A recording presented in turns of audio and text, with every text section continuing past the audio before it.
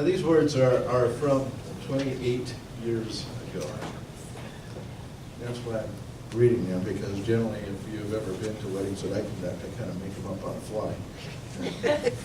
Oops. But these are the words that were said. It says, "We are gathered together in the sight of God and in the presence of these witnesses to join together this man and this woman in the bonds of holy matrimony. The Holy Scripture set before you the love of Christ for his church as an example for your devotion. You are not left without guidance concerning the meaning of that love. Love is very patient, very kind. Love knows no jealousy. It is never rude, never selfish. It is always eager to believe the best, always hopeful, always patient. Love never disappears. A union embodying such an ideal is not to be taken lightly or unadvisedly, but reverently, soberly, and in the sight of God. And into such a union you come now to be joined." And when you have found out over the course of the years that you find yourselves in many different roles as Joyce's husband, and those roles don't define you, but those roles are a part of the life that you live. But the greatest description that God gives to a husband is he tells a husband that your responsibility is to love your wife as Christ loves the church. That is an all-encompassing, all-inclusive type of relationship that you share. Would you accept that responsibility still?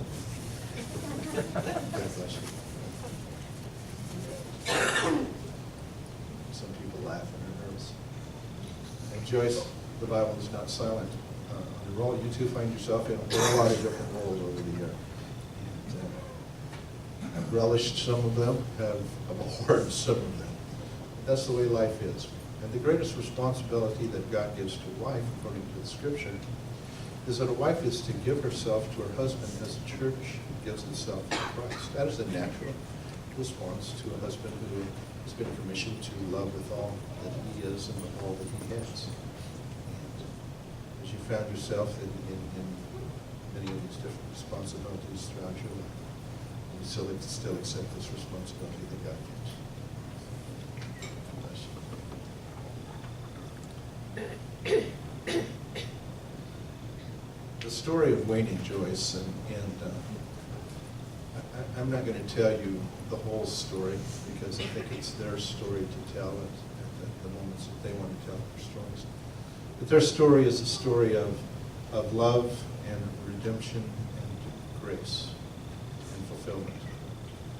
And they have taken, as so many of us have taken in our lives, some good paths and some bad paths. It's just the way that we are.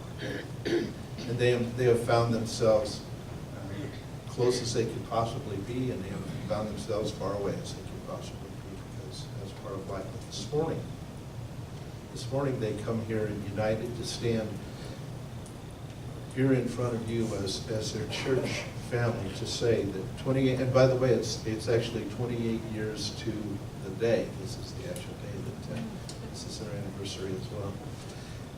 That they committed themselves to each other, and they choose this morning to come and share vows with each other.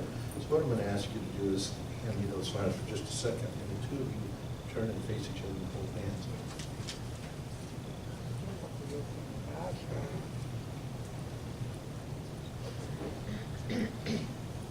And you have vows that you have chosen to speak, and Wayne? Yes, I do. I, Wayne, love and adore you, Joyce. I promise to always be here for you. Though times be bad or good, though we're far or near, I'll always love you, cherish, and honor you, till death do part. Joyce, you too have chosen to speak. I'll read my number. Once again, we have come before God to renew our vows to each other and to Him. Our love for God and our belief in His grace and mercy have blessed us in many ways. Together we have learned from each other and are better for it. Together we have shared joys and sorrows and kept smiling in our hearts. Together we have overcome many obstacles and never doubted we could make it. Together we have given when we thought we could give no more. We have loved each other unconditionally. Together we have learned life is about waiting for the storm, not waiting for the storm to pass. It is about learning to dance in the rain. You are my best friend, you are my husband, you are my life partner, and I will love you to my last breath. And all the people said? Amen.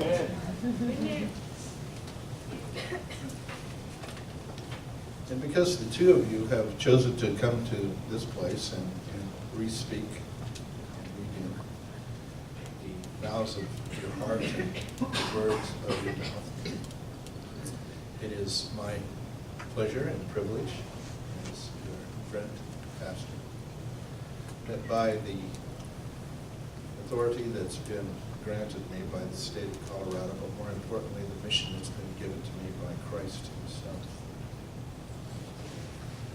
to pronounce that you are still. And why His blessings continue just to shower down on your lives now and forevermore. And for the one and only time, in the presence of His witnesses, you may kiss your